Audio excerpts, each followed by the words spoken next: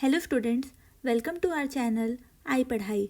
तो target NEET 2022 physics की video series में जो मैं पहला टॉपिक लेने जा रही हूँ वो है लॉज ऑफ मोशन, जिसमें मैं आपको कुछ क्वेश्चंस करवाऊँगी जिसकी हेल्प से आप लोग जो थियरी पढ़ते हैं, जो आप कॉन्सेप्ट्स लर्न करते हैं, उन्हें आप बेटर वे में अप्लाई कर पाएंगे।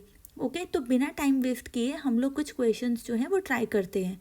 ओके, तो पहला क्वेश्चन क्या कह रहा है कि a particle moving with velocity is acted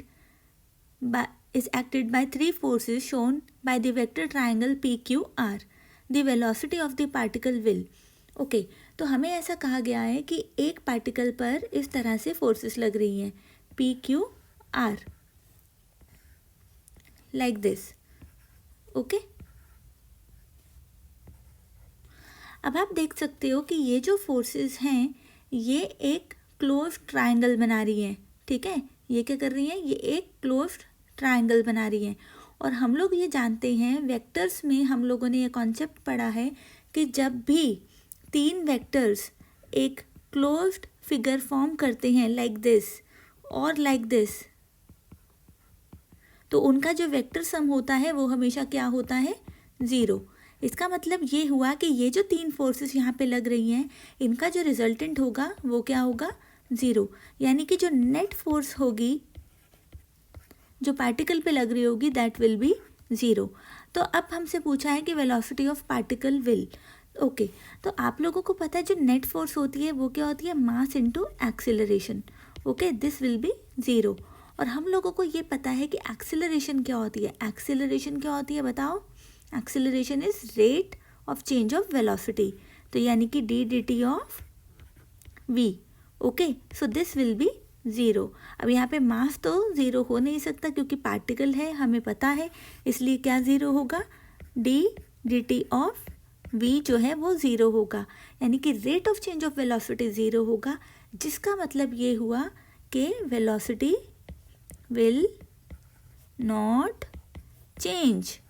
okay, जिसका मतलब क्या हुआ कि velocity will remain constant. Okay, तो इसका आंसर क्या आ जाएगा, ऑप्शन सी। आई होप आप लोगों को ये क्लियर हुआ होगा। ओके, मूव ऑन होते हैं नेक्स्ट क्वेश्चन पर। तो नेक्स्ट क्वेश्चन में क्या दे रखा है कि the force F acting on a particle of mass m is indicated by the force time graph as shown below. Okay, the change in momentum of the particle over the time interval from 0 to 8 second is. तो हमें यहाँ पे basically क्या दे रखा है, एक force time graph दे रखा है। ओके, और हमें बताना है कि change in momentum of particle क्या होगा 0 से 8 सेकेंड्स के बीच। तो देखते हैं कि जब भी इस तरह का क्वेश्चन आएगा तो उसके लिए अप्रोच क्या होगी। देखो, जब भी आपको फोर्स टाइम ग्राफ दे रखा हो और आपको चेंज इन मोमेंटम निकालना हो तो सिंपली आपको क्या कैलकुलेट करना है, area under the graph. Area under the FT graph will give you change in momentum. बस ये आप याद रख लो, ठीक है। और ऐसे क्वेश्चंस कई बार आते हैं तो ये कॉन्सेप्ट आपके काम आएगा। अब area under the FT graph आप कैलकुलेट कर लो for the interval 0 to 8 seconds. Okay, तो सबसे पहले आप देख लो कि ये कितने हिस्सों में डिवाइडेड है। तो आप देख सकते हो कि ये ग्राफ 3 हिस्सों में डिवाइडेड है। तो पहले पार्ट का एरिया, फिर दूसरे पार्ट का एरिया और फिर तीसरे पार्ट का एरिया, इन तीनों को ऐड करके अपने को क्या मिलने वाला है, चेंज इन मोमेंटम। इसमें आप लोग ये याद रखना कि जो ऊपर वाले एरियाज़ हैं उन सबको हमें पॉजिटिव लेना है और जो नीचे वाले एरियाज़ हैं उनको हमें नेगेटिव लेना है। ओके, तो एरिया हम लोग कैलकुलेट करते हैं। पहले फर्स्ट पार्ट का, वो एक ट्रायंगल बन रहा है, तो ट्रायंगल का जो एरिया होता है वो क्या होता है, half into base into height. तो क्या हो जाएगा, half into base into height. Okay, फिर दूसरा जो पार्ट है वो नेगेटिव है, तो उसमें जो एरिया होगा वो किसका आएगा, एरिया ऑफ अ रेक्टेंगल। तो एरिया ऑफ अ रेक्टेंगल क्या हो जाएगा, ये जो इसकी लेंथ है और इसकी जो ब्रेथ है उसका मल्टीप्लिकेशन। तो वो आ जाएगा अपने पास 3 इंटू, ये देखो ये लेंथ कितनी है, ये है 4 - 2, तो ये आ जाएगा 2। ठीक है, फिर थर्ड पार्ट का एरिया वो आ जाएगा अपने पास इस रेक्टेंगल का एरिया। तो ये आप देख सकते हो, ये आ जाएगा अपने पास, इसकी लेंथ हो जाएगी 3 और इसकी ये ब्रेथ हो जाएगी 8 माइनस 4 यानी कि 4, तो ये हो जाएगा 3 इंटू 4.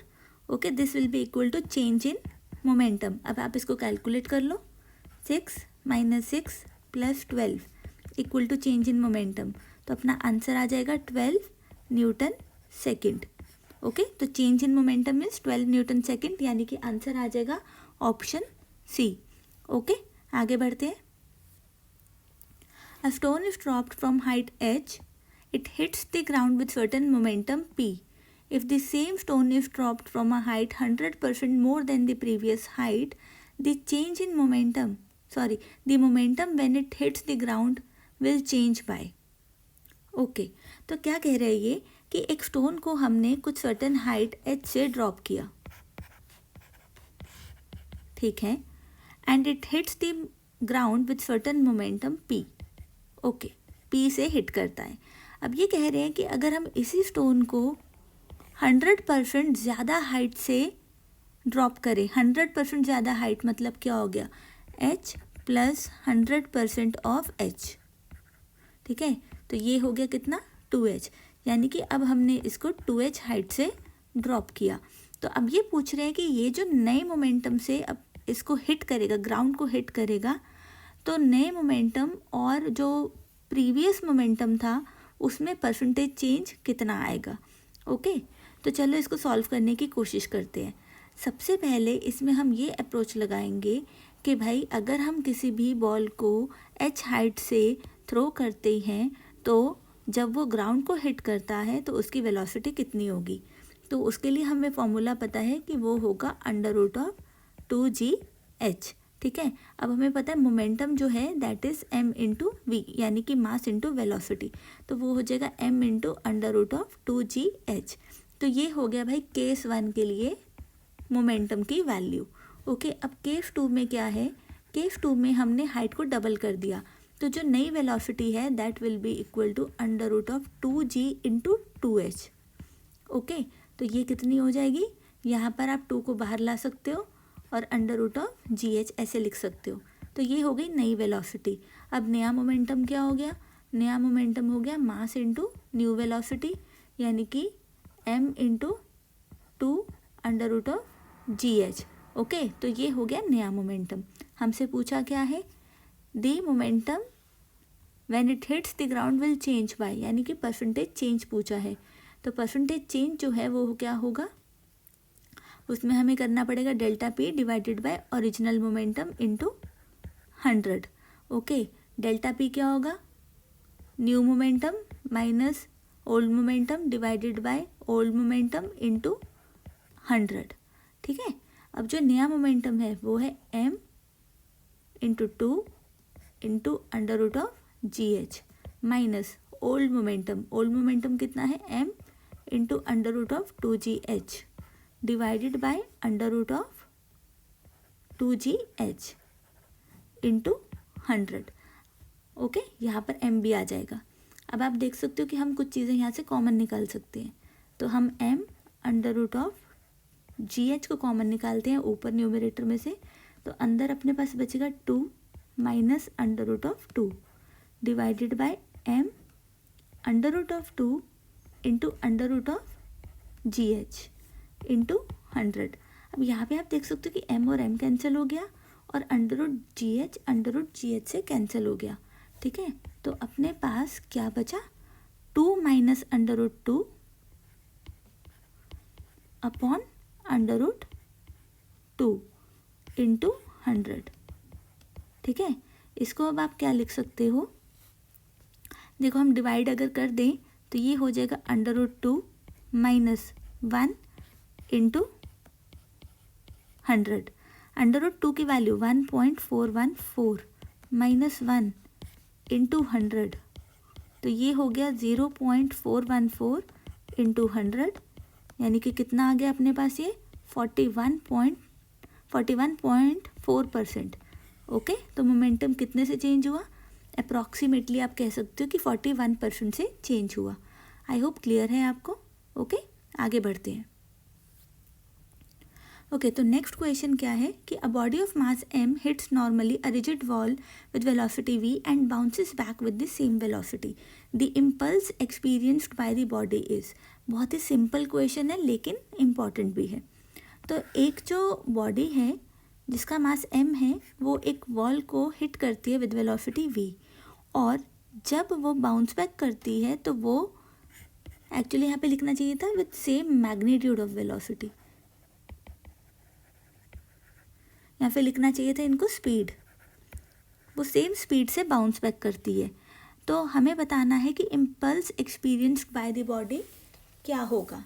देखो इम्पल्स जो है, ठीक है, impulse is change in momentum, okay, यानी कि जो फाइनल मोमेंटम है माइनस इनिशियल मोमेंटम। अब फाइनल मोमेंटम जो है अगर हम इस डायरेक्शन को नेगेटिव लें, ठीक है, तो फाइनल मोमेंटम क्या होगा m इंटू माइनस वी, क्योंकि जो ये वेलोसिटी है उसकी डायरेक्शन चेंज हो गई है ना। अगर यहाँ पर वेलोसिटी पॉजिटिव है इस डायरेक्शन में तो ऑपोजिट आते हुए वेलोसिटी की डायरेक्शन चेंज हो गई, इसलिए हम उसे नेगेटिव लेंगे, माइनस जो इनिशियल मोमेंटम है, इनिशियल मोमेंटम क्या होगा v, ठीक है, और वो पॉजिटिव होगा क्योंकि वो राइट साइड की डायरेक्शन में है। तो ये हो जाएगा हमारे पास माइनस एम वी यानी कि माइनस 2mv, ओके। तो इसका जो मैग्नीट्यूड है, क्योंकि यहाँ पे ऐसा साइन के बारे में बात नहीं की गई है, जो मैग्नीट्यूड है इसका वो हो जाएगा 2mv, ओके। तो इसका आंसर क्या आ जाएगा कि भाई impulse experienced by the body is 2mv, okay. I hope clear हुआ होगा। आगे बढ़ते हैं। तो अगला क्वेश्चन है कि a body under the action of a force F कितना दे रखा है अपने को 6i cap minus 8j cap plus 10k cap, it acquires an acceleration of 1 metre per second square. Acceleration कितनी है 1 मीटर पर सेकेंड स्क्वायर।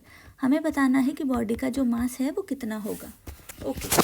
तो यहाँ पर आप लोग क्या कॉन्सेप्ट लगाओगे, आप लोग बेसिकली एक ऐसा रिलेशन यहाँ पर चाहोगे जो कि फोर्स, एक्सेलरेशन और मास को रिलेट करे। तो ऐसा कौन सा रिलेशन है बताओ। ये जो रिलेशन है this is F equal to mass into acceleration, okay. लेकिन हमें यहाँ पे ये इक्वेशन लगानी है तो हमें बेसिकली इन सब के क्या चाहिए, मैग्नीट्यूड चाहिए। देखो मास तो अपने को फाइंड करना है, एक्सेलरेशन का मैग्नीट्यूड दे रखा है अपने को कितना 1 मीटर पर सेकेंड स्क्वायर, और जो फोर्स है वो वेक्टर फॉर्म में दे रखी है, पर हम इसका जो मैग्नीट्यूड है वो फाइंड कर सकते हैं। तो किसी भी वेक्टर का जो मैग्नीट्यूड है वो हम किस तरह से फाइंड करेंगे, ये देखो under root of 6 square plus 8 square plus 10 square, ठीक है। तो ये अपने पास आ जाएगा 36 plus 64 plus 100, it will be under root of 200, यानी कि इसको लिख सकते हैं 10 रूट 2 न्यूटन। तो ये आ गया फोर्स का मैग्नीट्यूड। अब इसको मैं यहाँ लिखूँगी इक्वल टू मास कितना है, मास नहीं पता मुझे, एक्सेलरेशन 1, तो मास यहाँ से हमारे पास आएगा 10 रूट 2 kg, ओके। तो इसका आंसर क्या आ गया, ऑप्शन सी। आई होप आपको क्लियर हुआ होगा, ओके। अच्छा, तो अब इस वीडियो में हमने 5 क्वेश्चन ट्राई किए, ओके। अब अगर आप लोगों ने इस वीडियो को बहुत अच्छे से फॉलो किया है और आपका मन है कि आप इस तरह के और क्वेश्चंस ट्राई करो, तो मैं आपको कुछ क्वेश्चंस अभी ट्राई करने को दे रही हूँ, ठीक है। इनके जो सॉल्यूशंस है वो मैं नेक्स्ट वीडियो में अपलोड करूँगी। तो आप लोग मीनवाइल ट्राई करो, और जितनी देर में आप लोग ट्राई करोगे तब तक आपके जो क्वेश्चंस हैं उनके सॉल्यूशंस अपलोड हो चुके होंगे, ओके। तो अब मैं आपको अगले वो क्वेश्चंस दिखाना चाह रही हूँ, ओके। उनको देख लेना और उनको सॉल्व करने की आप कोशिश करना। तो एक क्वेश्चन है ये, आप इसका स्क्रीनशॉट ले सकते हो या फिर वीडियो पॉज करके इसको ट्राई कर सकते हो। ध्यान रखना किसी भी क्वेश्चन पर आप लोग फ़िलहाल 2 मिनट से ज़्यादा का टाइम नहीं लगाओगे, ओके। कोशिश करना कि आप लोग जो टाइम लगाओ वो 2 मिनट से कम हो। तो एक क्वेश्चन ये ट्राई कर लो, फिर अगला क्वेश्चन, ये क्वेश्चन भी आप ट्राई कर सकते हो, ओके।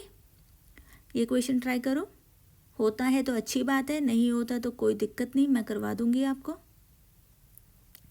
ले लिया स्क्रीनशॉट आप लें, आगे बढ़ रही हूँ मैं। एक क्वेश्चन और दे रही हूँ आपको करने को। ओके, तो ये क्वेश्चन, ये बहुत सिंपल क्वेश्चन है, डायरेक्ट फॉर्मूला बेस्ड क्वेश्चन है, ठीक है।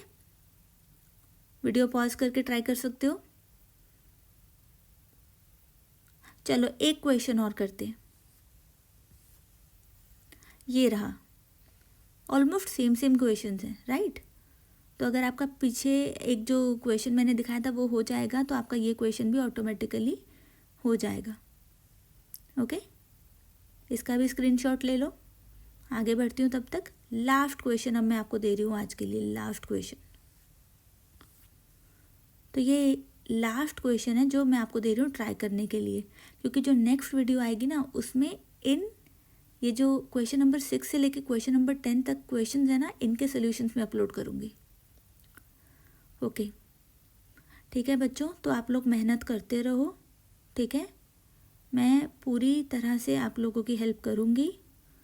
हो सके तो चैनल को सब्सक्राइब कर लो ताकि कोई भी नया वीडियो आप लोग मिस ना करो। ओके, एंड ये वीडियो सीरीज़ आपके लिए बहुत बहुत ज़्यादा हेल्पफुल होने वाली हैं, just mark my words. Okay, all the best, bye.